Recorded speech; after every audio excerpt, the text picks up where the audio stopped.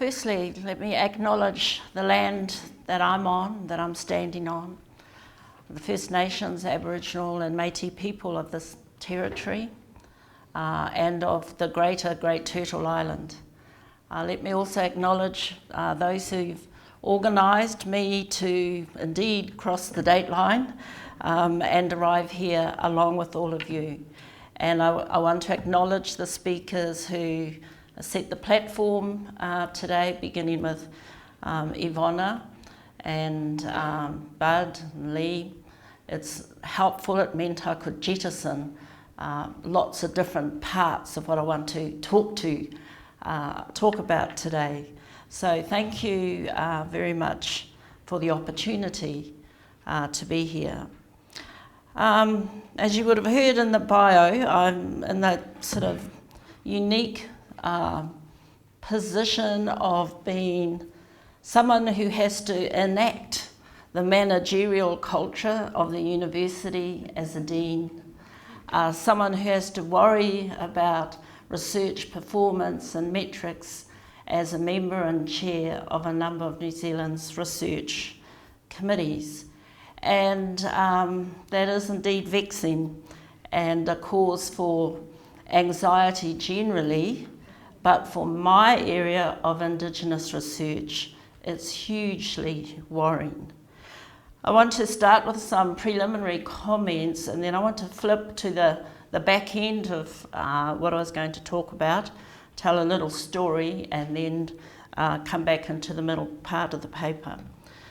So just some caveats around the concept of the neoliberal university. Because I think from an Indigenous perspective, the pre-neoliberal university wasn't that great. So thinking today of this university having an indigenisation strategy, 25 years ago in my country, that would not even have passed even my head as a possibility in the University of Auckland at that time. So to me and others, universities really symbolise and represent colonialism.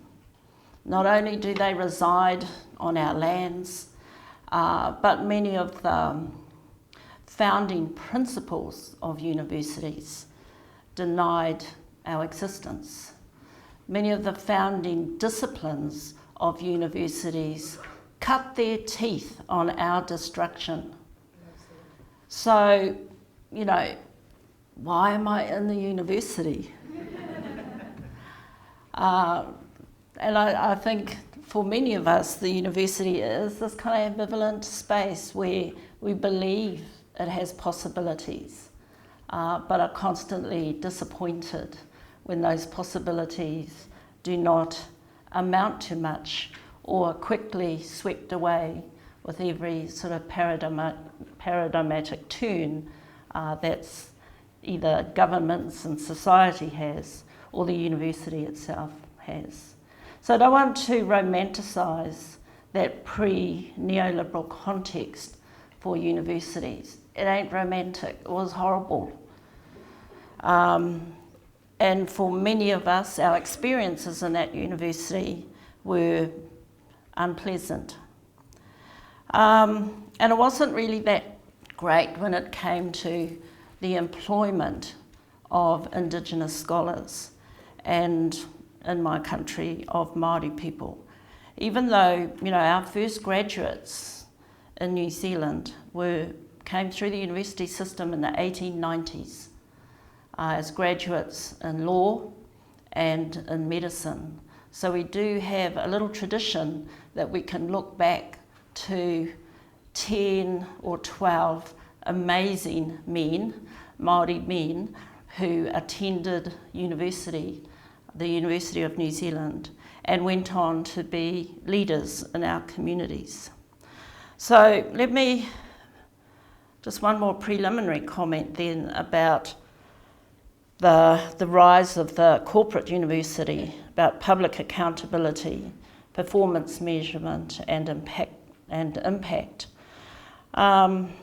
To me, it's not just, the university is part of a set of institutions, many of which are inside the university. But the university is also a network of knowledge-based institutions. And so when we're talking about either managerialism or the impact of public accountability on universities, it's not just what happens inside the university that matters. It's played out across different system levels and through different mechanisms, through networks and through academic subcultures. Many of the rules and regulations for measuring research performance are designed by researchers. So the researchers become the surveillance agents of the research communities. And if there's one thing I've learned over time is, you put some researchers in a room and they can come up with the worst forms of research torture that you can imagine, while at the same time trying to defend the different kinds of research that people do. That there is something profoundly human about many of these processes that we in New Zealand are subject to. So there are a number of measures, metrics, performance indicators that we are part of. So since 2000, New Zealand has had the performance-based research fund, in which every individual researcher is assessed around research quality. Attached to that assessment, real dollars that the institution earns based on the grade that you get as a researcher. The research performance portfolio has 3 dimensions to it. One is research quality, one is peer esteem, and one is your contribution to the research environment. That accounts for about 60% of the dollar value that your institution gets. There's another percentage which is around research degree completions, and then another category around external research income, and very much what a couple of speakers were talking about earlier. We've been through 3 of those exercises, and the tools have been refined and made sharper with each exercise. But that's not the impact that I want to talk about today. I want to tell you a story about a different kind of measure, and that's around these concepts of research excellence, because they're competing concepts and they're different ways in which research excellence is understood, defined, organised, and then funded. And so the one I want to talk about is the Centres of Research Excellence model that New Zealand has and that some other countries have. Once again, these are very competitive models of giving money essentially to scientists to do world-breaking, world-leading, innovative research which will totally transform the New Zealand economy so that we'll be rich and powerful and we'll be able to determine our own destiny. And that's how these centres are imagined. And I was fortunate enough, along with other colleagues, to apply in 2002 for a Māori Centre of Research Excellence. So our university thought that was a big joke. They thought that we wouldn't have a shit show in hell of even getting shortlisted. And we did get shortlisted. What we built on was our difference and our ability to work in sort of cross-disciplinary fields of research. And it was a national network of Māori researchers. I stayed on, I was the co-joint director for the first 6 years, We then had to rebid for the second round of funding, which we did, and once that was funded, I then left the centre and went to another university. Then in 2012 and 13, Ngā Pai, or the Centre of Research Excellence, had to put in another bid. So you're constantly having to bid for funding every 6 years.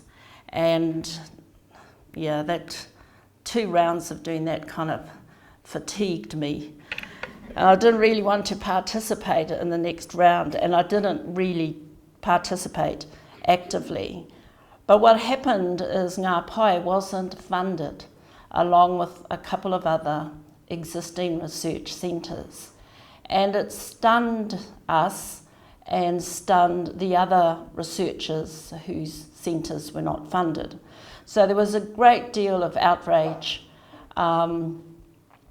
Chairs of the centres, governance boards were phoning the president of the Royal Society, they were phoning their MPs, they were hitting them up at airports and yelling at them. It was, general scientific outrage. And in that, no one spoke for us. So it was about how all the scientists missed out, not how all the Māori researchers missed out. So I was sitting in a hotel room about to go off to a conference and kind of wondering, what do I do? What should I do? So I wrote the first of what became 3 blogs. And I'm not that great on social media, but I wrote what I felt and then sent it off to my colleague, Dr. Leonie Pihama, and she said, we'll make it a blog. So, yeah, do whatever you want, but send it far and wide. So I'm going to read you a part of that first blog, because it talks, I think, about impact as I understood it at the time and as we talked about it. So here's my open statement. It takes years to develop a research infrastructure. It takes years to develop centres of research excellence. Firstly, it takes an excellent education system, as researchers must succeed to the highest qualifications in their fields, and new researchers need to be trained continuously. It takes the right synergies of knowledge, as excellent researchers are trained and supported in diverse knowledge cultures. It takes discipline, perseverance, and tolerance, as researchers learn as much through failure and elimination as they do from success. It takes insight to understand the implications of serendipity. It takes difference and determination to carve out new areas of knowledge that challenge current thinking. It takes a wide community and network of similar minds as researchers learn from each other.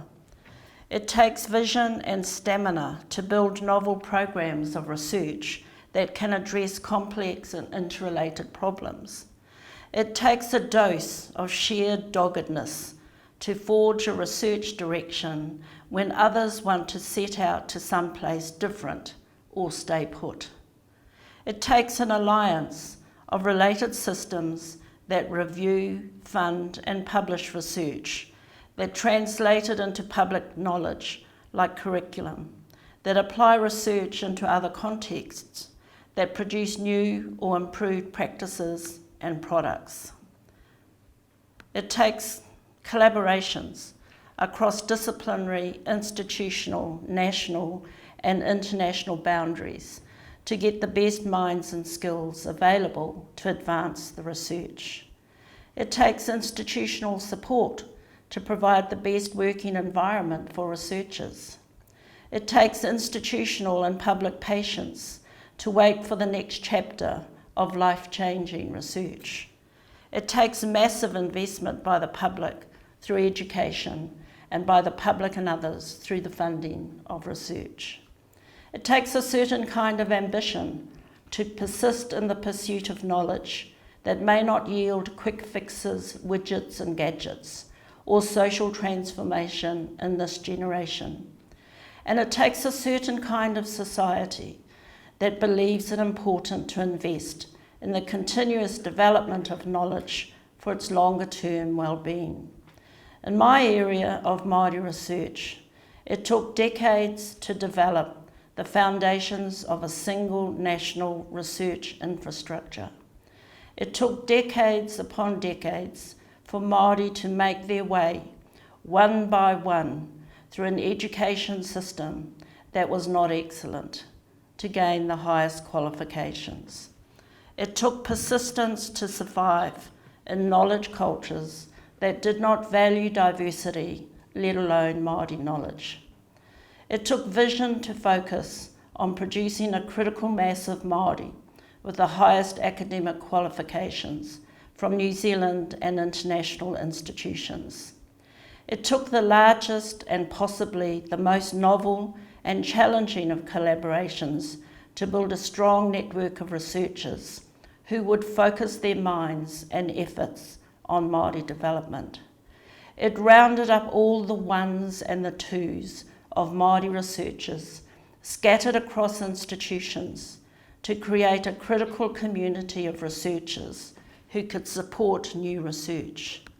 It established journals, created avenues of engagement with the most suspicious of communities, and stimulated intellectual engagements across disciplines, communities, and languages. It supported research that was explicitly focused on creating change, on improving outcomes, and on developing communities. It had to win institutional support by winning funding. It created novel approaches that other centres of excellence borrowed and adapted. It created new methodologies for exploring social and cultural interfaces that are cited in international journals and applied in many other contexts. Its capacity development program for PhDs is replicated in parts of Canada and the USA at top higher education institutions. So what tumbles down when the Māori Centre of Research Excellence is informed it will no longer be funded? A centre, some funding, yes of course, but the impact is much greater.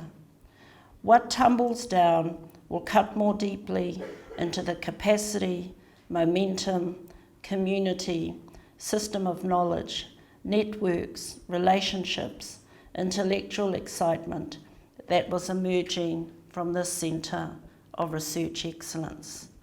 What tumbles down is an infrastructure that was built from scratch, from the ones and twos, an infrastructure that had no previous models to borrow from, that was truly internationally innovative, multidisciplinary, that was producing exciting young scholars, footing it internationally and in our own communities. What tumbles down is a national infrastructure that could support Māori development across a range of dimensions that simply cannot be provided for by existing institutions. More importantly, what tumbles down is a set of beliefs that the research system is genuinely interested in innovation, has a capacity to recognise or know how to support innovation outside its cultural frame, believes in its own rhetoric, or actually understands the short-term nature of its investments in research. So that was my first blog. And over 3 consecutive days, I put out another blog. And what happened at the end of the week is the government and cabinet and the respective ministers who oversaw this process then decided they would run another funding round so that those centres who had previously been funded but who missed out would be able to reapply. And so I think it was like 4 could reapply, and there was funding for 3. You know, they always have to invent a competition. And it was for less money. So this centre did reapply and did get funded. But I guess the point of what I want to say is that, you know, what I feel we're up against all the time is a set of barriers that work at every level of the higher education system, across networks that are both political and academic, and that it's very difficult to know, in fact, who our allies were. And when it came to the crunch, when it was competitive, we had to speak for ourselves. And so, as well as doing these blogs, 2 colleagues and I, we wrote our own briefing papers. So we wrote briefing papers to the Minister of Tertiary Education. We wrote briefing papers, and we wrote them as proper briefs to the Minister of Māori Development. And I guess what disappointed me at a personal level was how silent many of my colleagues were, and how some of our younger colleagues were saying things to us like, I really support what you're saying, but I'm not sure if it'll be all right for me to speak out. So already they were feeling that to speak out would result in some kind of punishment, or they would be denied funding, or they would be seen as not compliant. So nothing like a hiding to bring out the fight, and to kind of remind us of the stark challenges that are always present in our system. And you know, I just want to go through a few things now. I know it's the end of the day, so I don't want to tire you all out. But I am interested in some of the kinds of metrics that are used, and I would draw your attention to the work of Claire Donovan, who has been in Australia. She's a philosopher, works in the research evaluation area, and has been working with different kinds of metrics and frameworks. She's designed one called the Payback Framework Logic Model, which is looking at these ways in which we can use other narratives and descriptions and qualitative accounts for talking about impact. But what I want to turn really quickly to now is, you know, in the Indigenous research area, I think right from the start, we've set ourselves quite high expectations of what our impact will be, right? So we didn't know we were going to be measured by it. And I've just, you know, done a big list of what Indigenous researchers want to be measured by, if you believe our writing. So we want to be measured by the following things: being able to define the agenda of Indigenous research, being able to work from Indigenous knowledge frameworks, to make a positive difference to our communities, to transform research so that it overturns colonialism. We want our research to be useful. We want it to support and advance Indigenous aspirations. We want to improve social health and educational outcomes. We want to enhance well-being, develop capacity, build capability. We want to envision an Indigenous future. We want to be writing theory and research. We want to implement Indigenous visions. We want to resist colonialism. We want to regenerate language and culture, develop a critical mass of researchers. We want to leverage off Indigenous knowledge. We want to change anti-Indigenous hegemony. We want to transform the academy and institutions of research. We want to create new Indigenous institutions. We want to inform public policy. We want to change professional practices. We want to develop new tools for social inclusion. We want to both decolonise the academy and indigenise it to the extent it is indigenisable. And we want to develop Indigenous institutions. That's just a few of the outcome measures we've created for ourselves. So I was just sitting up the back there looking at Marie and Sargit and thinking about some of my other Indigenous colleagues, and you know what? I think we could sort of say, tick the box. That there are many of the, the work that Indigenous scholars do does aim to be, absolutely transformative and can demonstrate those transformations through evidence. The issue for many of my colleagues in New Zealand is we're not good at collecting the evidence bit. In other words, documenting what people are doing and documenting the translations as they're iterated and reverberate into our communities. But I can definitely think of ways that we can map that. All right, I'm just going to take us through some pictures. That didn't work. Can you? Oops. All right, so just quickly, one of the joys about coming from an Indigenous perspective is we've always got an alternative story to whatever BS systems tell us is the story. So, whatever the university says, this is what research excellence is, we go and we look at our knowledge frameworks and go, no, it isn't that. It's 3 baskets of knowledge and 2 rocks, which is in my culture.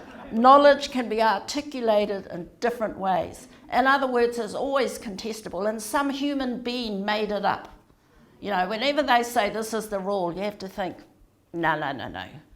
We'll talk about this rule. As many scholars, I was reading something from Leroy Littlebear the other day, said, what we are good at doing as Indigenous people is we're really good at talking about who we are. We're always good at showing our work because we've been well trained in the school system to show the good work that we've done, and are used to talking about that good work. Non-Indigenous scholars, in a sense, have the privilege of not having to talk about it. All right, they don't have to name it, they can just waltz around. Well, that's what we think. They just waltz around, do nothing. I know that's not true. And of course, when we're talking about all these measures and that, the only reason they cause us anxiety is because of the scarcity of resource. If there was a lot of potatoes, you wouldn't worry about how you divided them up because there would be enough to fill everyone. But when there is a scarcity of resource, then the value that measures have become really important because you're using that value to discriminate and to make decisions about what is of greater value, what should be funded, what should be prioritised. And all of this is kind of fraught with power dynamics, always. And even within the academy, I sit not only as the only Māori, only senior woman academic, but the only social scientist on many committees.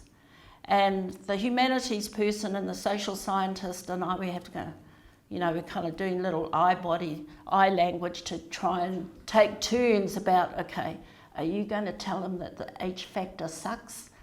I'll tell them that. You tell them something else, that their journal ranking is rubbish.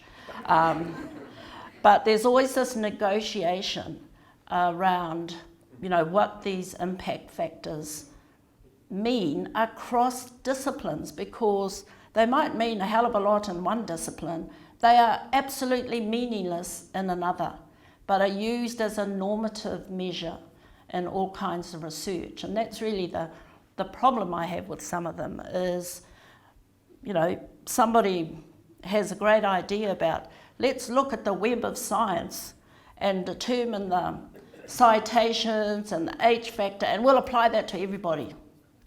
And it's sort of this homogenous approach, which I think absolutely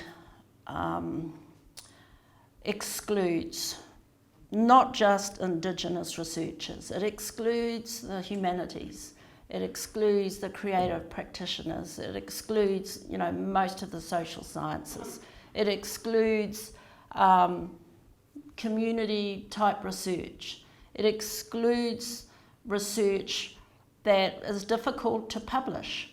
I mean, I don't have time to talk about the politics of journals and publications, but they're just racist, many of them.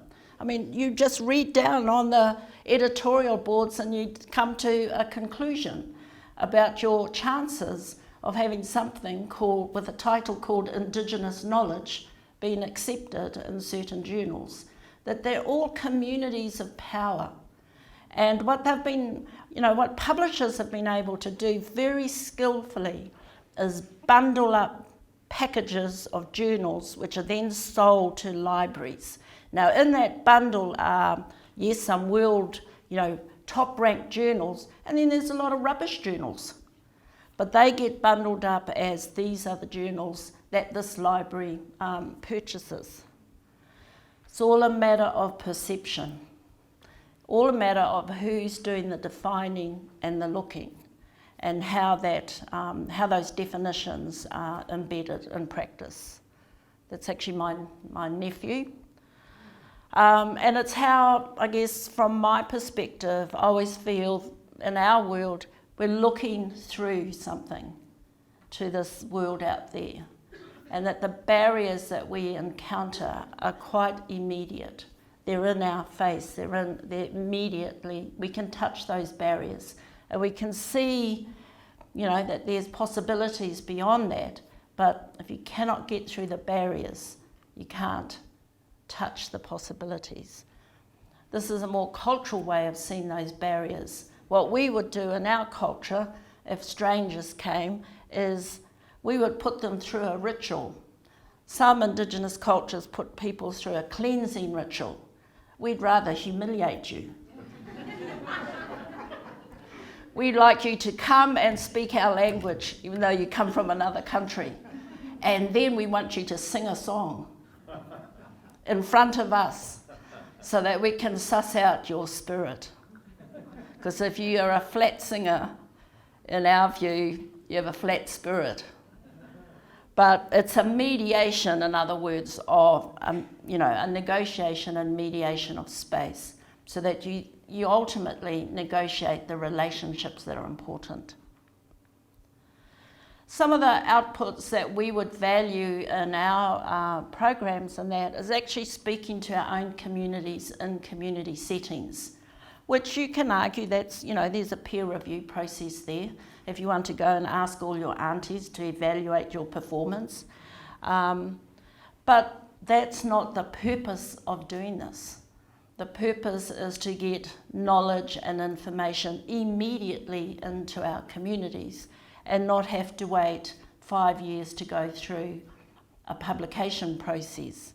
And I know that's really contentious, but you know, when I think about my own, the time it takes me to write an article is like 5 years, maybe 10 years thinking about writing an article. And I review things for journals that, you know, I think, gee, they must have pumped this out in 24 hours because it's not that great. But I can't pump things out in 24 hours. I can't pump research out in a 12-month, 2-year cycle. Not all of us do that kind of research. So there are important time lags when it comes to measuring the impact of research. And some of those time lags are 25 years out. You know, if we want to change a generation, well, you're going to have to wait for them to be born before you can actually measure the outcome of that intergenerational change. So it is really challenging speaking to these, you know, different cultures about impact and how we should talk about impact.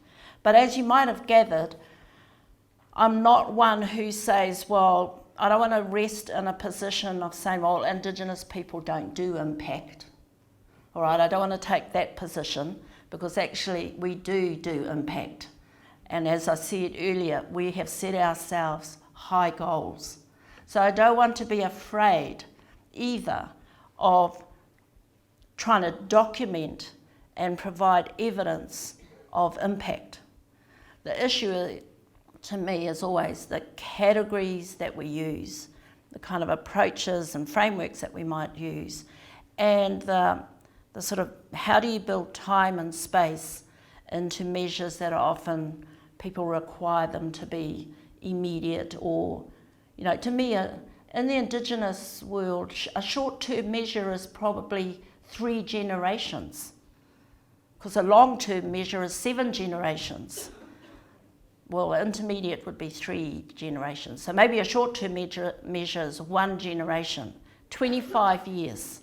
That's quite a good framework for measuring research impact, because then the stuff that only lasts 5 years, you know, falls out of the frame.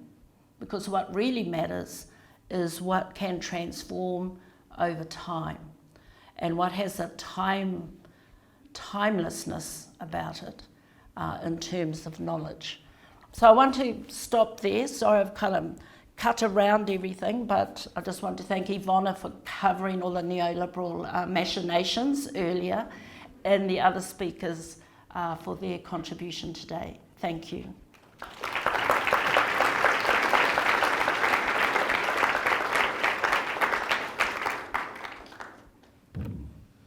So happy to take questions or comments.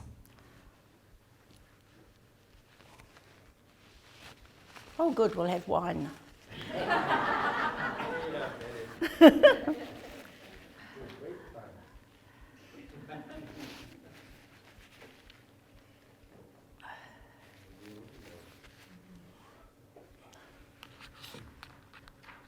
Okay, any comments?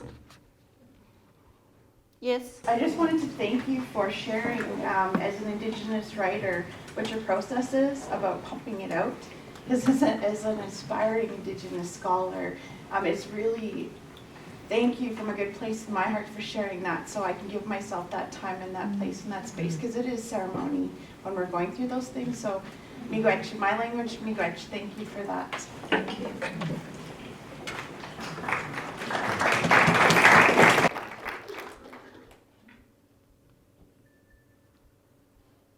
We're all fatigued. Organized. Oh, sorry. Thank you for your candor and your and the breadth of what you shared with us with this and your humor. Maybe it's a kind of personal question. So, how do you navigate these complexities and machinations, say, as a dean? Well, I do as a dean have to, and we're about to enter the Performance Research Fund process again. I've got 2 years to prepare. The word performance management has been used in terms of how we analyse and understand each of our academic staff portfolios or profiles. A lot of universities have used things like early retirement. They've changed position descriptions, so people who do not do research, who are not seen as research active, are having their position descriptions changed. So there's a kind of whole arsenal of human resource tools that a dean can use to make sure that when you go into the process, you're carrying the best research profile for your researchers that you possibly can. But even than that, it's a strategic decision. So the last time we went through, I had only just become a dean of a school that, you know, we weren't doing that well as a school, and I had to make a strategic decision about, you know, do I just make everybody redundant and put 5 staff up to the exercise, or do I play a different strategy? So what I decided to do was to go for numbers. So rather than take a small team which is the ideal model. You take, say, your best staff who you think are going to rank an A or a B, and you try and not carry any other staff. That's the best strategy according to everyone else. Well, mine was the opposite. I thought I'd take every Māori I could find, because even if they get we get a couple of A's, lots of B's and a few C's, I'd still make a lot of money. All right, because you're having to think of academic, reputation, research, or money, dollars. And I thought, well, I ain't going to get that one. I'm going to go for the dollars because it will help me invest in new staff for the round in 6 years' time. So I brought in postdoctoral fellows and made appointments, key appointments, short-term appointments of staff who were on the cusp. They were rising as researchers. And that got us, the strategy worked in that we got more money from that exercise than we did the year before, but we were like shamed by being second to last in our discipline. So that's a strategic decision you make as a dean, and quite frankly, I think I made the correct decision for that time. Now going into this next exercise, I'm going to have to go for top researchers, and I've really been building the research capacity since the last exercise and working with individual staff to ensure that they will take through a respectable portfolio. So what's important is not that someone's an A. Right, the general view in the academy is A-grade researchers are just drama queens. You know, they think they're really hot and then they start demanding all sorts of things because I brought in all this money and you need to give it to me. And so most departments don't really want to carry too many A's. They're also kind of going over the hill. You know, they're like on that side. So you've got to make a decision whether you want to put up with all that stuff as well, or just quietly say, thank you very much, we'll go with B's. Because at least the B ones are hungry, they tend to be younger, and they're top performing teachers as well. So it's all very strategic, it's played out at the discipline level, at the university level, at the department level, and at the individual category level. So in New Zealand, every individual researcher is assessed. All right, that's different from the UK and different from Australia. And there's an audit taken at a certain point in time, and every staff member employed on an academic contract at the time of the audit is deemed to be eligible for this performance-based research exercise. You know, it's become more, I guess people know more how to play the game of it, but it's also become much more nuanced around how you might fill out your portfolio. There are more categories that you can use. You can put in, like my blog, I can put my blog in. We can show how many people read the bloomin' thing. So there are lots of different strategies you can use to describe your portfolio. All right, so it's not just your individual items. You know, you can say, well, I got this article published in a top-ranked social science journal that 2 people cited. And I got this published in a blog that went to thousands.